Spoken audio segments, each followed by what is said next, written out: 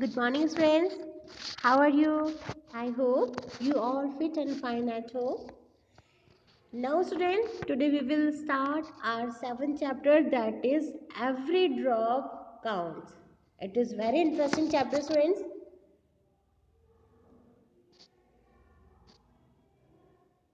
Every drop counts. It means every drop, हर बूंद count होती है, यानी मायने रखती है, यानी हर बूंद इम्पोर्टेंट है किसकी, वाटर की. So every drop counts. Now students, water first pair 7.1. Tuli the water droplet is an a water cycle adventure. Sequence the picture. One is done for you. हमें पिक्चर को सीक्वेंस करना है. Sequence means order और series, यानी क्रम में इनको लगाना है हमें पिक्चर को. और वन डन फॉर यू, एक हमारे लिए किया हुआ है, यानी दिस इज. देन सीक्वेंस में करिए आप. 1 2 3 4 and 5. It is done. So again 7.1, that is this Tuli the water droplet. ये water droplet है. Tuli is on a water cycle adventure. जो water cycle adventure में है. Sequence the picture. Picture को sequence में करना है, series में करना है, order में करना है. One is done for you. So done. 1 2 3 4 and 5. Okay friends. Now when Tuli descends from the clouds to the earth, what is she called? Circle the correct answer. When Tuli descend यानी go down, यानी come down from the clouds to the earth, यानी cloud से तुली जो है वो नीचे उतरती है अर्थ पर. come down, go down, what is she called? तो उसे क्या कहा जाता है? the correct answer, it is rain, wind or weather. What is the right answer? Circle the correct answer. Rain is right answer. Because Tuli, what is Tuli? Tuli is the water droplet. ये एक बूंद है जिसका नाम तुली है. Okay, ये water cycle में है जो क्या करती है, गो डाउन होती है क्लाउड से अर्थ पर, कम डाउन होती है, तो हम इसे क्या कहते हैं, rain. So this time we studied about the every drop counts. हर बूंद मायने रखती है, हर बूंद को काउंट किया जाता है. तो एक ड्रॉप है, एक बूंद है जिसका नाम तुली है, उसके बारे में हमने इस पेज पर स्टडी किया. Studied about the Tuli, it's the water droplet. Okay students, now move on next page. Here it is a 14th page number. Very interesting chapter this, every drop counts. Now students, the rainwater that falls on the earth is collected in rivers. The rainwater that falls on the earth, rainwater जो अर्थ पर आती है, बारिश आती है, is collected in rivers, ponds, lakes and oceans. ये कहाँ इकट्ठी हो जाती है? रिवर्स में, ponds में, lakes में और oceans में. Some rainwater sip into the soil and collects underground.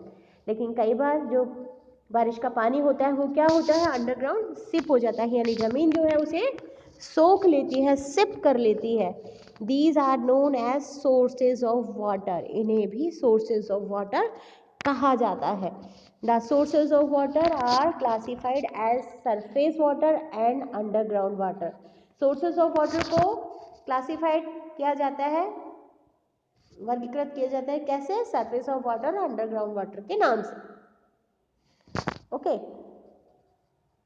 Shorted कर रहे हैं हम सरफेस वाटर और अंडरग्राउंड वाटर के नाम पे. किसको? सोर्सेज ऑफ वाटर को.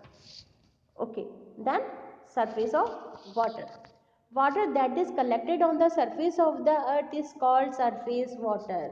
Water that is collected on the surface of, जो surface of the water, surface पे जो कलेक्ट होता है पानी वाटर का, वो सरफेस वाटर होता है. Second, water in reverse, streams, ponds and lakes are example of surface of water, यानी ज़मीन के ऊपर जो पानी होता है, सरफेस पे जो पानी होता है, उनकी बहुत सारी कैटेगरीज होती हैं, रिवर्स है, स्ट्रीम है, पॉन्ड्स है, लेक्स है, ये एग्जाम्पल है सरफेस ऑफ वाटर के। ओके स्टूडेंट, तो सरफेस ऑफ वाटर जो पानी ज़मीन के ऊपर रहता है, किस रूप में रहता है, रिवर्स में, स्ट्रीम में, पॉन्ड्स में, लेक्स में, इन्हें सरफेस ऑफ वाटर कहा जाता है। Then underground water, underground water that seep into the ground and is collected under earth's surface is called underground water. What is underground water? Water that sip, जो ज़मीन के अंदर पानी चला जाता है, जिसे मिट्टी जो है सोख लेती है, सिप कर लेती है, कलेक्टेड अंडर अर्थ, वो ज़मीन के अंदर होता है पानी, उसे अंडरग्राउंड वाटर कहा जाता है। It is also known as underground water, इसे अंडरग्राउंड वाटर भी कहा जाता है। Water from wells and springs are examples of underground water. इसके underground water के examples हैं wells and springs, यानी कुएं और झरने, ये underground water है। क्योंकि कैसे निकलते हैं, जैसे कुआं जब खोदा जाता है, डग किया जाता है, ज़मीन को होल किया जाता है, तब कुआं बनता है, गड्ढा होता है, ठीक है। और वैसे स्प्रिंग्स होती हैं, झरने होते हैं, ज़मीन के अंदर से फूट जाते हैं, तो ज़मीन के अंदर से यानी अंडरग्राउंड वाटर। और सरफेस वाटर यानी रिवर, स्ट्रीम, पॉन्ड्स, क्यों? क्योंकि ज़मीन के ऊपर रहते हैं, इसलिए इसे कहा जाता है सरफेस वाटर। और जो ज़मीन के अंदर रहते हैं उन्हें कहा जाता है अंडरग्राउंड वाटर, ठीक है। जो किस उसमें मिलते हैं हमें, कुएं के रूप में और स्प्रिंग्स के रूप में, यानी झरनों के रूप में। Okay students, okay, now move next page.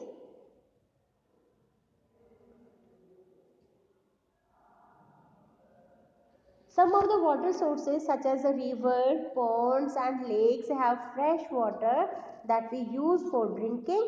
Others such as oceans and seas have salt water that cannot be used for drinking. Now student, water sources, so many water sources we have: river, ponds, lakes, oceans, seas, springs, walls, so many water sources we have. But rivers, ponds and lake water is fresh water, and ocean and seas have salty water that cannot be used for drinking. Okay, sources of underground water, underground water के sources क्या हैं? First source is wells, यानी कुएं। When we dig into earth surface to get the water store deep down, we build a well, it is source of fresh water.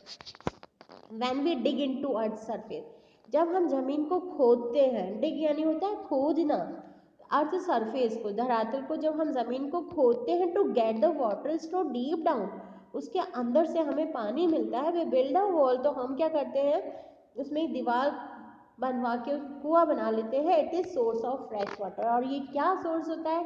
ये fresh water का एक source होता है। क्यों? क्योंकि हमने अभी स्टार्टिंग में स्टडी किया कि जो सोर्सेज ऑफ वाटर है वो अंडरग्राउंड वाटर और सरफेस वाटर है। तो अंडरग्राउंड वाटर जो है वो रेन का पानी है, बारिश आती है, ज़मीन उसको पानी को सोख लेती है, सिप कर लेती है, उसके बाद में अंडरग्राउंड डिग करने के बाद में वो पानी हमें वापस मिलता है, लेकिन वो पानी कैसा है? फ्रेश वाटर है। So student, a well is a pit और a hole sunk deep into the earth. Well क्या है? कुआं क्या है? गड्ढा है, एक होल है, sunk deep into the earth, तो जमीन के अंदर गड्ढा खोदने पर निकलता है। There are two types of wells, dug well and tube well. Wells भी टू टाइप के होते हैं। One is dug well, dug well यानी कुआं जो खोदा जाता है उसे डग वेल कहते हैं। एक ट्यूब वेल होती है जो जिसमें पाइप लगा के ट्यूब वेल्स बना दिए जाते हैं, जो मशीनों से फिर चलाए जाते हैं।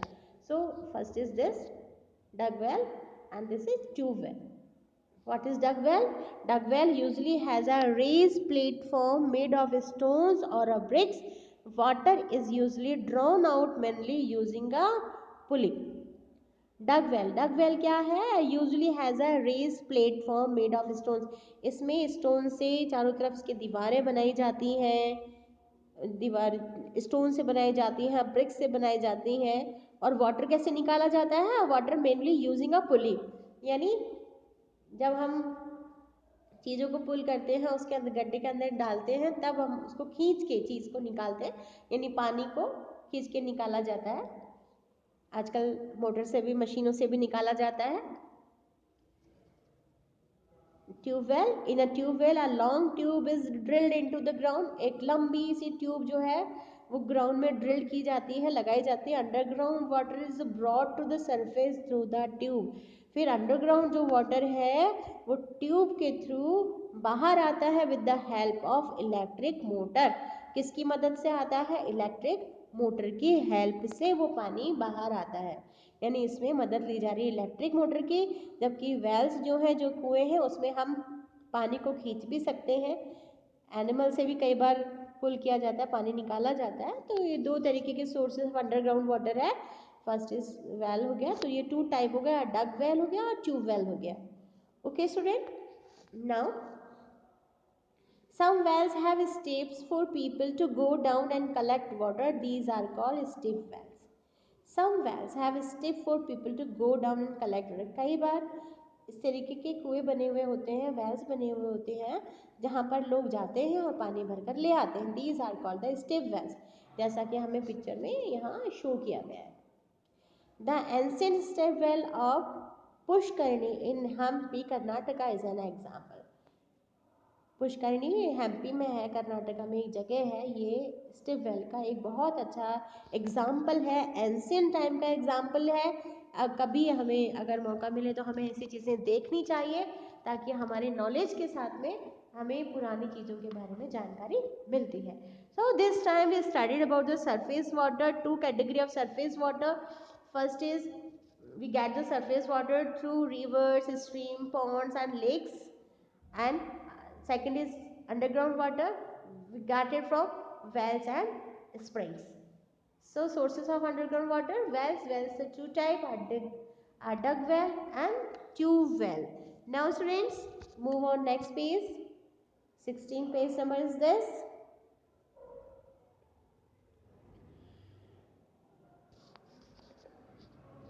Springs, waterfall, यानी झरने का पानी. Springs. Sometimes underground water comes up to the surface by itself in the form of a spring. कभी कभी sometime underground water, जमीन के अंदर का जो पानी है, comes up to the surface, जमीन के ऊपर आ जाता है, by itself in the form of spring. किसके रूप में? झरने के रूप में बाहर निकल जाता है कभी कभी underground water. There are different type of spring. कई तरह के स्प्रिंग होते हैं. Some are active throughout the year while the other are not.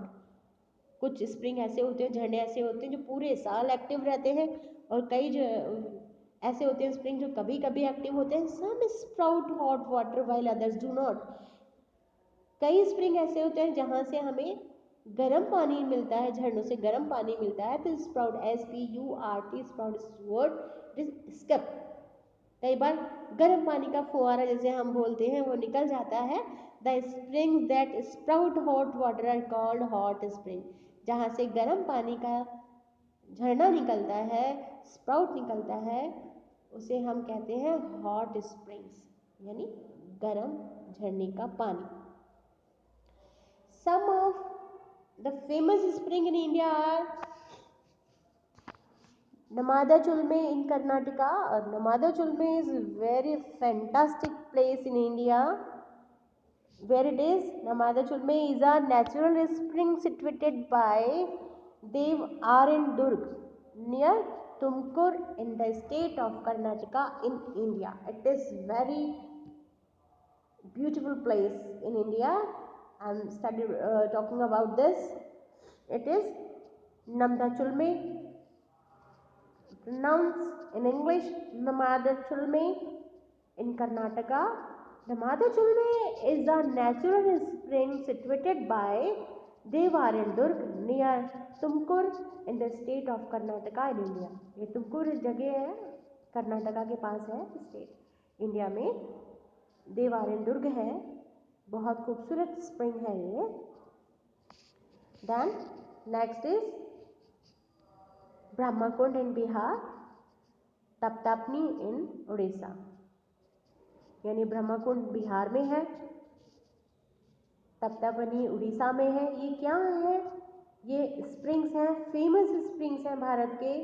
First is नमादाचुलमी Karnataka में है, ब्रह्मकुंड बिहार में है, तप्तपनी उड़ीसा में है। तप्तपनी जो है वो हॉट स्प्रिंग है, हॉट स्प्रिंग जहाँ से गर्म पानी निकलता है। कौन सा है? तप्तपनी। और नमादाचुलमी और ब्रह्मकुंड ये नॉर्मल स्प्रिंग्स हैं, बट बहुत अच्छे फेमस स्प्रिंग्स हैं ये इंडिया के। Now students, sources of surface of water. Underground water की स्टडी कब कर रहे थे हम? Last time we studied about the surface of water. First is river. A river is a natural source of water that is moving continuously. This movement is called flow. A river is a natural source.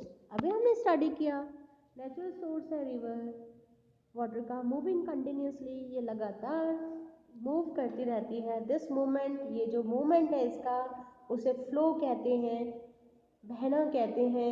Reverse are sources of fresh water. River जो है, reverse जो है वो fresh water का एक source है। All rivers flow from a higher level to a lower level. सभी ज़्यादातर जो रिवर्स हैं वो हायर लेवल से लोअर लेवल की तरफ फ्लो होती हैं, यानी हमेशा पानी जो है वो ढलान की तरफ जाता है। That's why we call that all rivers flow from higher level to lower level. For example, from mountains to plains. इसका example, better example, mountains to plain, यानी पहाड़ से पानी जो मैदानों में आता है, it's the best example of higher level to lower level. They flow towards a lake, a sea, another river और एन ओशन। ये जो पानी माउंटेन से आता है, sometimes they flow towards a lake. कभी कभी ये जो पानी है फ्लो होता है, बहता है टूवर्ड्स लेक में, सी में, और बहुत सारी नदियों में जाके, ओशंस में जाके ये मिल जाता है, फ्लो होता है। Okay students, so this is page number 16. We studied about first spring. So many springs in India. This is a nice location, it's a beautiful location. First is Namadachulme in Karnataka, and Brahmakund in Bihar, and Taptapni in Odisha. It is a hot spring which is Taptapni in Odisha. Then sources of water, first is a river. Then move on, next page student.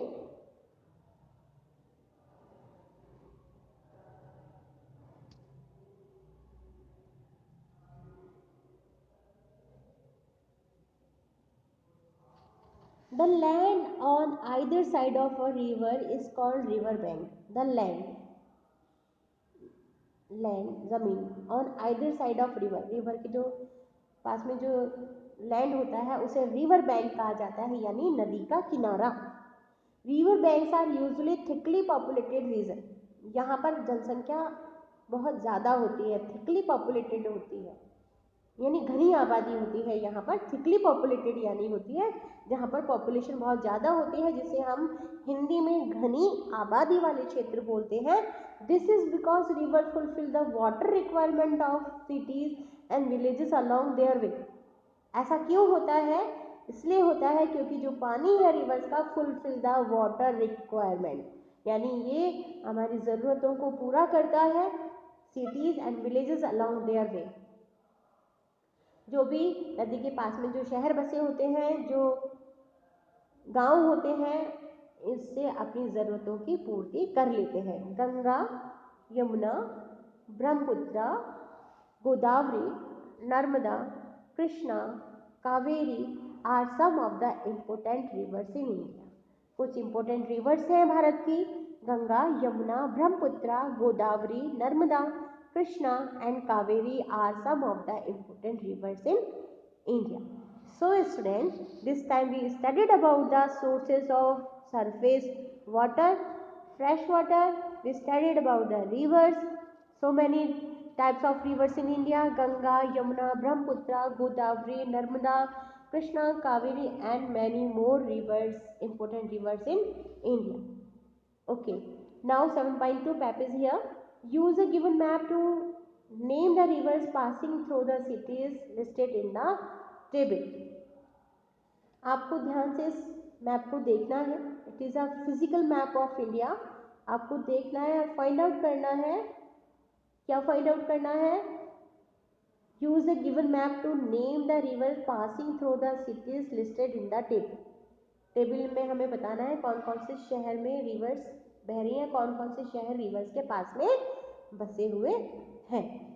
Okay students, so done it very carefully and write the city's name and rivers names also. Okay students.